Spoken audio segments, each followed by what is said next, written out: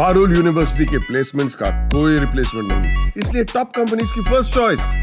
आप तो समझ ही गए होंगे। Join Parul university, Vadodara, Gujarat.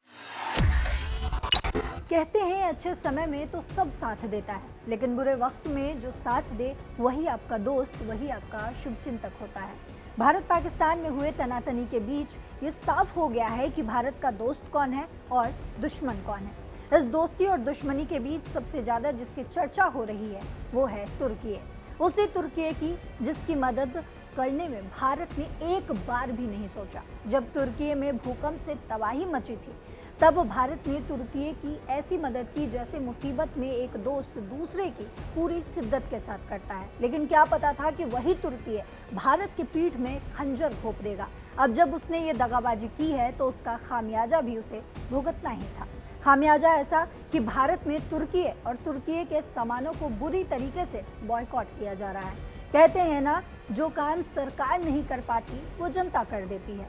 Operation सिंदूर के दौरान तुर्की ने पाकिस्तान की पर्दे के पीछे से छुपकर मदद की, जिसके बाद तुर्की बेनकाब हो गया।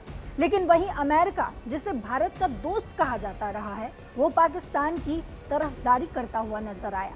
ऑपरेशन सिंदूर के दौरान तुर्की के तो ड्रोन्स मिले ही, उसके अलावा अमेरिका ने भी पाकिस्तान को मिसाइलें दी।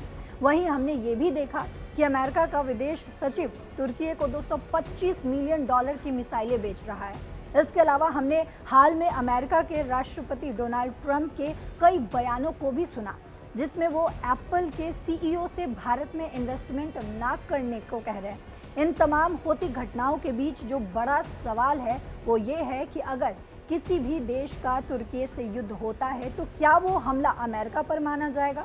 तो सबसे पहले अमेरिका और तुर्की के बीच के रिश्ते को समझते हैं। अमेरिका और तुर्की कभी खोलकर एक दूसरे को दोस्त नहीं कहता, लेकिन दोनों ही देश नाटो का मेंबर है। नाटो एक ऐसा संगठन है जिसका मुख्य काम अपने सदस्य देशों की आज़ादी और सुरक्षा को राजनीतिक और सैन्य तरीकों से बचाना है। आपको नाटो के 3 मुख्य काम बताती हूँ। सामूहिक रक्षा, अगर कोई सदस्य देश पर हमला होता है तो बाकी देश उसकी मदद करते हैं। वहीं दूसरा पॉइंट है संकट प्रबंधन, किसी बड़े खतरे या संकट को रोकना या उसका समाधान करना।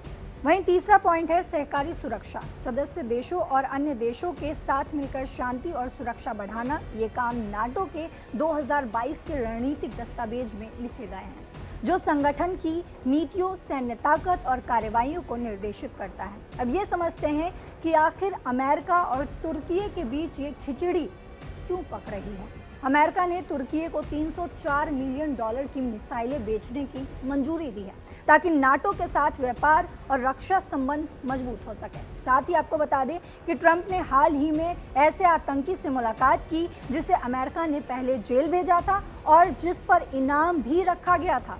अमेरिका का आतंकवाद के खिलाफ ये बदलता रवैया किस ओर संकेत देता है, ये भी बड़ा सवाल बन चुका है। ट्रंप को हर काम का श्रेय लेने की आदत हो गई है, चाहे उन्होंने वो किया हो या फिर नहीं, जैसे कि उन्होंने भारत पाकिस्तान सीज फायर के मामले में भी किया।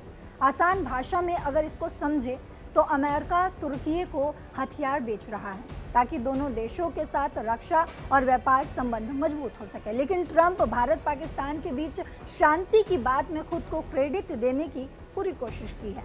आपको बता दें कि डोनाल्ड ट्रंप के इस हरकत की जमकर आलोचना भी हो रही है।